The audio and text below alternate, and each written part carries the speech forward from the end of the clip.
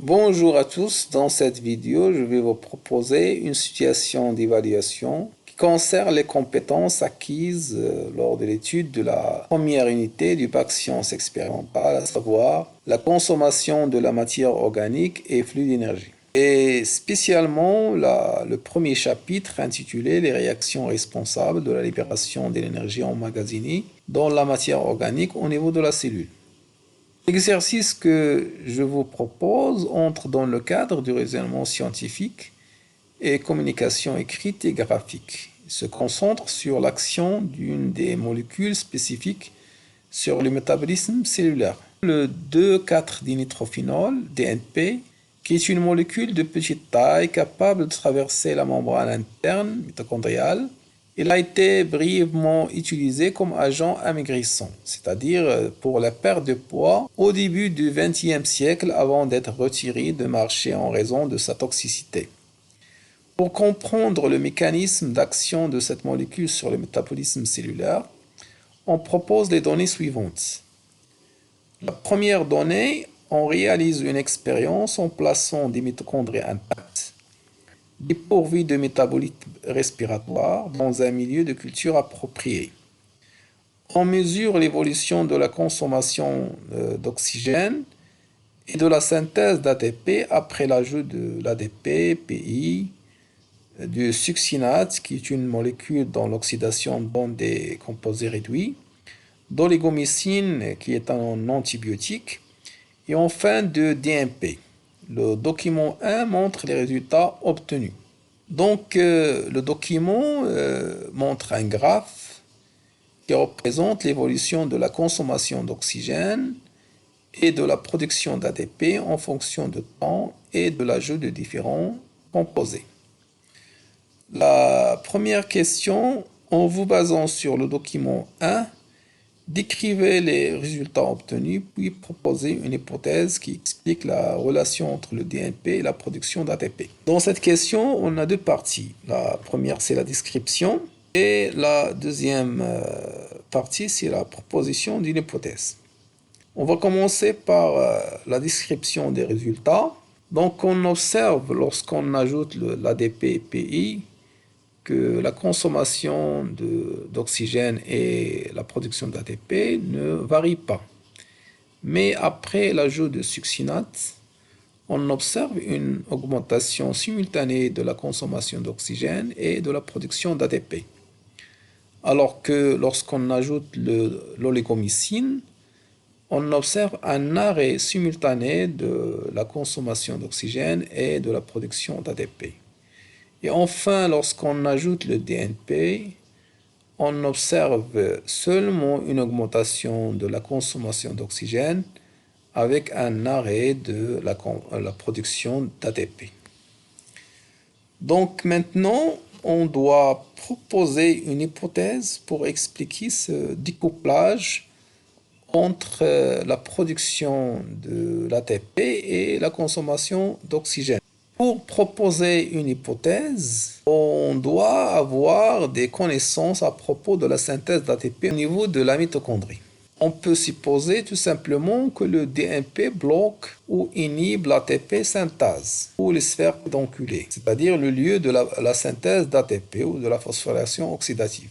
Ou on peut supposer aussi que le DNP bloque le passage des protons de H+, vers l'espace intermembranaire, puisque ce passage qui va créer le gradient H+, indispensable à la synthèse d'ATP. On peut supposer aussi que le DNP bloque l'association entre l'ADP et PI, puisque cette association qui donne l'ATP, c'est-à-dire la phosphorylation de l'ADP par PI. Et on peut aussi poser une autre hypothèse. On peut supposer que le DNP augmente la perméabilité de la membrane interne mitochondriale au proton H+, puisque la membrane mitochondriale interne est imperméable aux protons, ce qui crée le gradient indispensable à la synthèse d'ATP. Donc, pour vérifier l'une des hypothèses que vous avez proposées, on peut passer aux données 2. Donc, le document 2 représente un modèle simplifié du fonctionnement de la chaîne respiratoire et de l'ATP synthase en absence et en présence de DNP. Ici, vous avez 3 questions. En exploitant le document 2, comparer les résultats obtenus.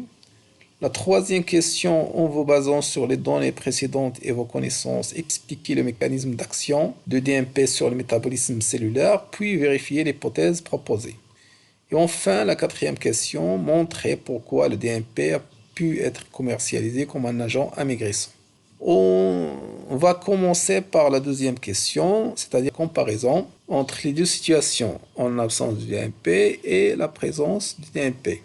Donc, dans la comparaison, on va chercher s'il y a des points de ressemblance et des points de différence entre les deux cas. Donc, on va commencer par les ressemblances en absence de DMP ou en présence de DMP. On observe la réoxydation des transporteurs réduits et bien sûr le transport d'électrons à travers la chaîne respiratoire et la réduction d'oxygène en eau dans les deux cas.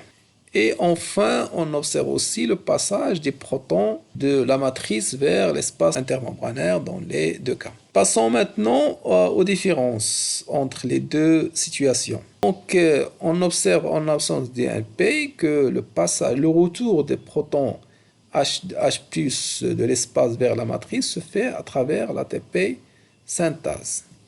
Alors que ici, le retour ne se fait pas par l'ATP synthase, mais directement à travers la membrane intermitochondriale.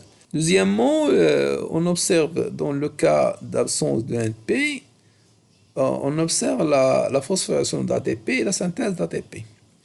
Alors qu'ici, en présence d'ATP, il n'y a pas de synthèse d'ATP.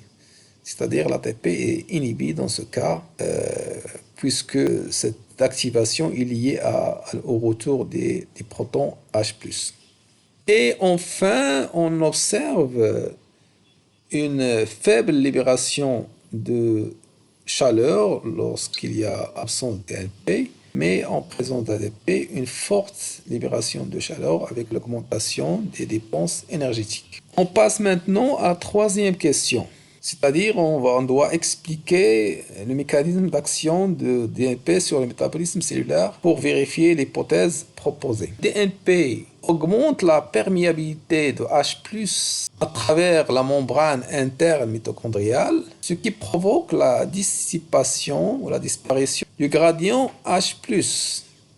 Donc, l'énergie stockée dans ce gradient dissipée sous forme de chaleur au lieu d'être utilisé pour la production d'ATP au niveau de l'ATP synthase.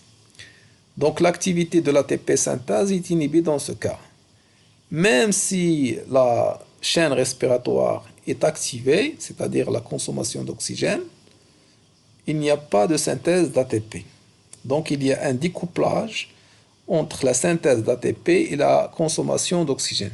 Pour la vérification de l'hypothèse, si vous voyez que votre hypothèse est compatible avec l'explication donnée par le document, vous dites que l'hypothèse est acceptée ou à retenir ou tout simplement vérifier. Si vous voyez le contraire, vous dites qu'il est à rejeter ou refuser ou non vérifier. Et maintenant, on passe à la quatrième question. Montrer pourquoi le DMP a pu être commercialisé comme agent amaigrissant. Le DMP a été utilisé comme agent amaigrissant en raison de son action sur la phosphorylation oxydative. Le gradient de protons H+ nécessaire à la synthèse d'ATP au niveau de l'ATP synthase, au lieu d'utiliser l'énergie issue de l'oxydation des nutriments pour former de l'ATP, cette énergie est dissipée directement sous forme de chaleur, ce qui augmente les dépenses énergétiques. Pour maintenir la production d'ATP nécessaire aux besoins cellulaires, les réactions de cycle de Krebs et de la chaîne respiratoire s'accélèrent et l'organisme est obligé de brûler beaucoup plus de substrats énergétiques, notamment les graisses et les glucides, que la normale. Cette combustion excessive de réserves organiques sans production d'ATP efficace entraîne une perte de poids. Merci de votre attention et à la prochaine.